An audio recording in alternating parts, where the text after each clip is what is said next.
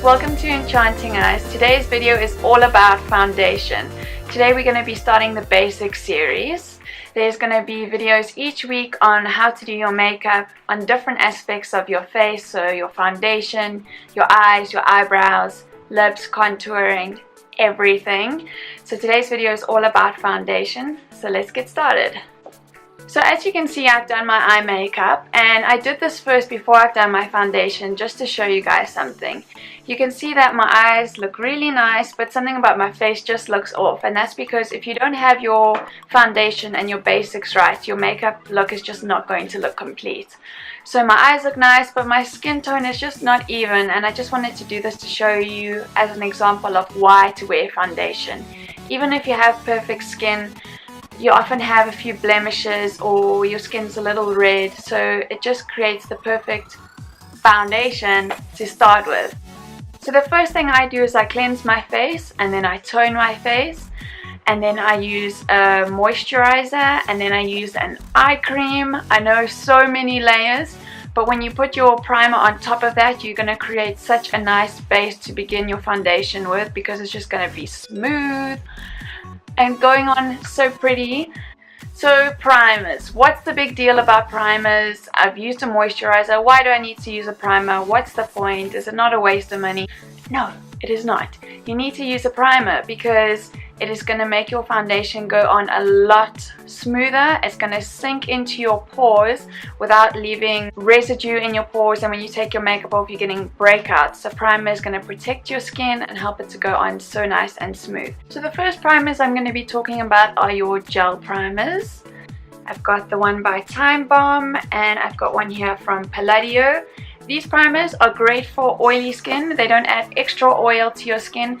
I know a lot of girls out there that have bad skin and more on the oily side like me are nervous to use primers because they feel like they're going to add more oil to their face and they're going to have breakouts. But these two primers in particular are really, really good. The next primer I'm going to be talking about is NYX's Angel Veil. Now this primer is great for combination skins. It is more of a creamy consistency.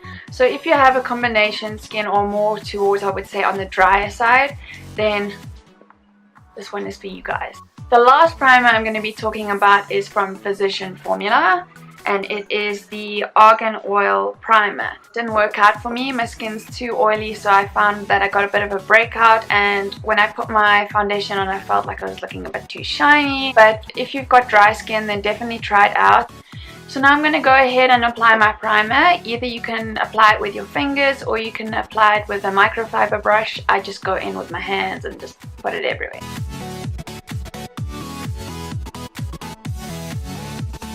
Now we're going to go on to talk about foundations.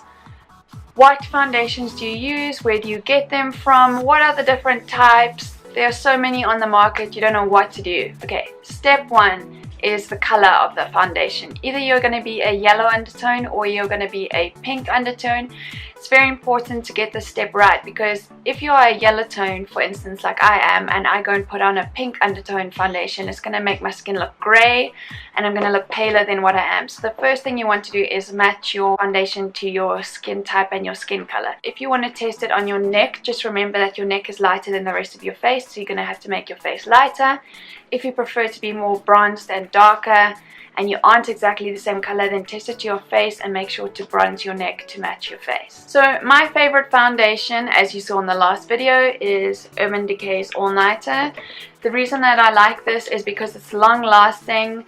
It lasts 15 hours, it's matte, and I just live for a matte foundation, so that's great if you like that. It is thick and it is full coverage, and you can spread it everywhere, and it can act as a concealer as well. So Kaylee and I both actually use this foundation, and she's got more on the dry side and I've got more on the oily side of skin, so I think it is good if you've got a combination skin, then that might be the perfect foundation for you. The only other foundation that I want to talk to you guys about is sheer tinted foundations like BB creams, CC creams. I don't know anyone that can pull this off that has the perfect skin. Maybe if you're a model, I don't know anyone that can pull that off. I think if you're wearing it under foundation, then it's great. If you've got perfect skin, then you go girl, you can do that.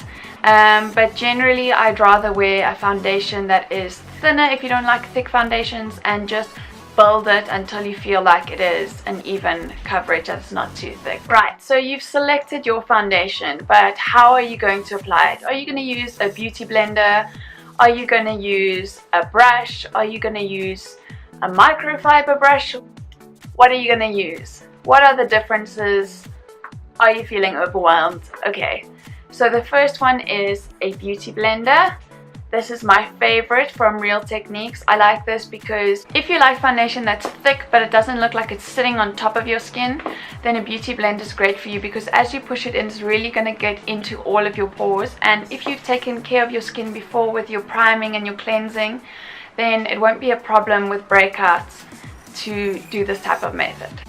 Using a brush to apply your makeup is definitely going to give you a more natural, less thick kind of looking makeup look, but I'm not about that life, so I'm gonna go in with my beauty blender. So I'm gonna apply my Smashbox Studio Skin directly onto my beauty blender, like 2 pumps. Now the reason you don't want to be swiping back and forth is because you're going to create lines, whereas if you go in motions like this, in circular motions, you're going to push it into the skin and it's going to replicate the skin's texture better than this stripey back and forth. Nobody wants that.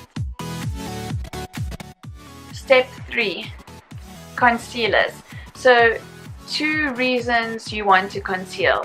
Either you want to take away under eye bags, or you have got bluish coloring under your eyes from lack of sleep, which is like me this week, or you just want to brighten your under eye section and highlight it more.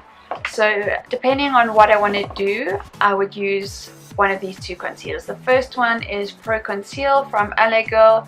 This one is more of a darker orangey color sort of concealer, because I want to get rid of a little bit of blueness that I have under my eyes and bags.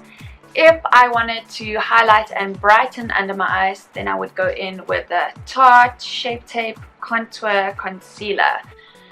I know we don't get this here, so how did I get it? I ordered it online and I have got renewed faith in the South African postal system. It arrived! So the LA Girls Pro Conceal Concealer comes with this little like brush tip thingy that I'm just going to use to apply directly to my face.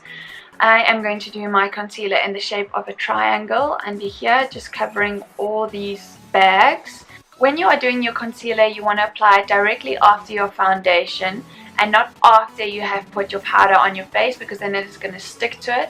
If you do it straight after your foundation, then you can blend it in easier, and if you do it before your foundation, then when you put your foundation on top of the concealer, it's going to get cakey and it's going to go everywhere. Concealer doesn't really like to move around a whole lot, so you want to apply it either with a brush or a beauty blender, or with an applicator if it comes with one, and then you want to blend it in using a damp beauty blender.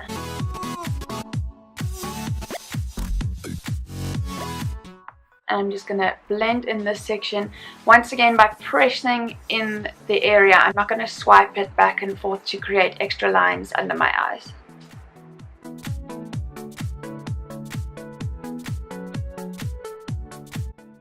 Okay, last step guys is setting your foundation with a powder. The reason you want to set your powder is to give you a matte finish if you like that sort of finish, and to also make your foundation stay in place all day so that it's not moving about, especially in this T-zone. You're going to find that if you don't powder your face, you get very oily around these areas. Look for a foundation and a powder that doesn't contain an SPF, because when you are taking a selfie with flash or any sort of flash photography, you might get a really white face, and then compared to your neck, you're like, why do I look so pale? Like, I'm not really that pale. It's because you get flashback from the SPF. I'm going to be going in with the Essence Stay All Day Translucent Fixing Powder. So I'm just going to fill in my eyebrows and put on a lip color, and then I'll be right back. So the last step in doing your makeup is setting your foundation. This works in the same way that a powder would, except that your powder is there mainly to keep you matte, and your setting spray is there to prevent shine and from your foundation moving around in your T-zone. So this is a very important step if you are going out for a long night and you want your foundation and your makeup to stay in place, then definitely don't skip this step. I am going to be using the Urban Decay's Chill Makeup Setting Spray. It says it is cool and hydrating, and it is oil free. When you are applying your setting spray, you're going to apply it in an X shape or in a T shape down your T-zone, but really you're just going to go everywhere around the face, keeping it about 30 centimeters from the face. So that's it for today's video. Thank you for watching, guys, and if you liked it, please give us a thumbs up and subscribe to our channel, and we'll see you next week Thursday. Bye!